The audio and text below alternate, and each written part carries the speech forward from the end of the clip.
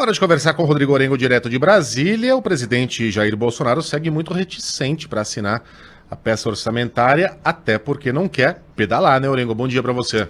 Muito bom dia, Megali. Sheila, Carla, bom dia a todos. E deve vetar, viu, Megali? Pelo menos em parte o orçamento, até para não criar brecha, não ter o risco da chamada pedalada. Na prática, não aprovar algo, não sancionar algo que é irreal. Os parlamentares não fizeram o dever de casa, não colocaram lá uma matemática, né? Ou não atenderam a regra da matemática. Acabaram criando lá e subestimando gastos previdenciários, por exemplo, e também turbinando emendas parlamentares. E aí a conta não está fechando. Tem uma série de travas legais que impedem o gestor público de lançar mão aí de políticas chamadas de heterodoxas. E a gente já viu no passado muito recente o que aconteceu com o presidente que decidiu pedalar, né, não seguir um orçamento real. Então, o que o presidente vai ter que fazer até o dia 22 é vetar parcialmente. Isso deve acontecer.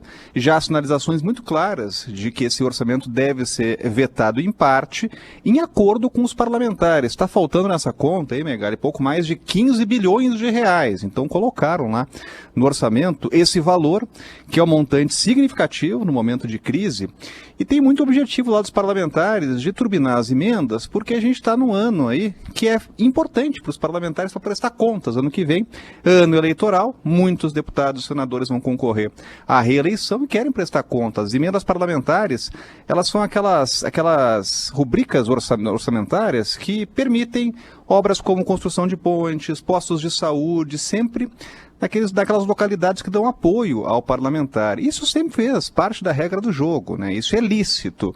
O que não pode acontecer é realmente criar uma peça de ficção. O orçamento tem que ter base na realidade. E aí, se o presidente veta algo que não é real, segundo os técnicos estão apontando, ele abre um caminho para sofrer até complicações gravíssimas, né? Por exemplo, ter contas rejeitadas pelo Tribunal de Contas, ter investigação de improbidade administrativa e a possibilidade de fazer a chamada pedalada fiscal, que abriria processo ou caminho para um processo de impeachment. Então, até o dia 22, vão ter que encontrar o entendimento aí entre presidente e parlamentares para cortar desse orçamento mais de 10, 15 bilhões de reais. Portanto, o orçamento deve vir aí com alguns vetos, viu, Megali? Orengo, queria te ouvir, a gente ainda tem um tempinho, sobre a instalação da CPI da pandemia. O Senado vai instalar por ordem do Supremo Tribunal Federal. Próximo passo agora, os partidos indicando integrantes, né, dessa CPI. Exatamente, leitura de requerimento já na semana que vem aqui no plenário do Senado, e aí os parlamentares vão ser indicados pelos partidos. Os partidos têm essa prerrogativa. E aí começa uma briga, viu, Sheila, que a gente sempre vê em CPIs, pelo comando da comissão.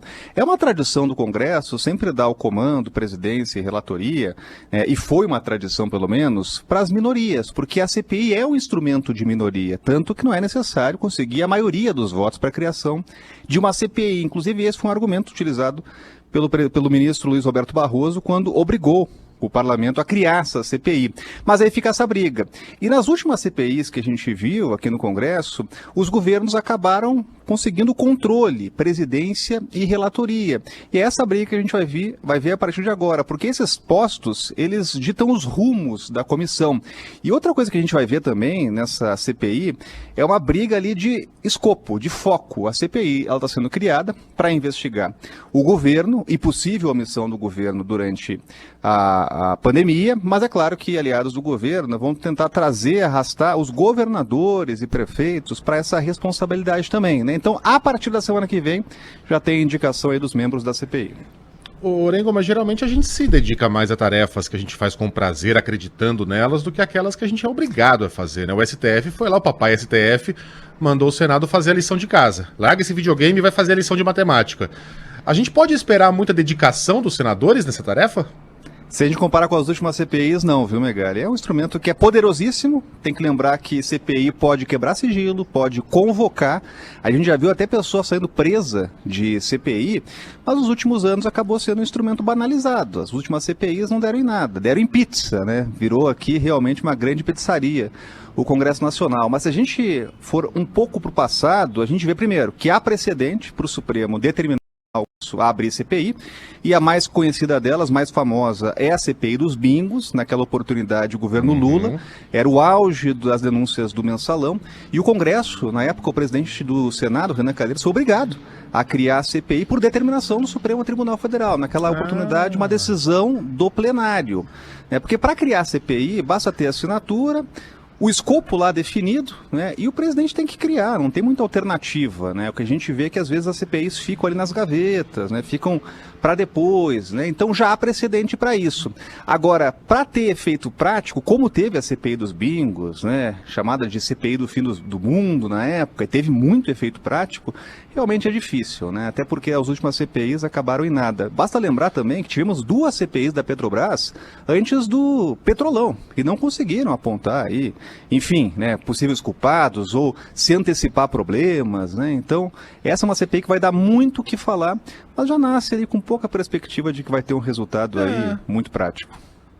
Mas às vezes o nascimento se dá por vias tortas. Eu não lembrava dessa, da CPI dos bingos. Dos bingos.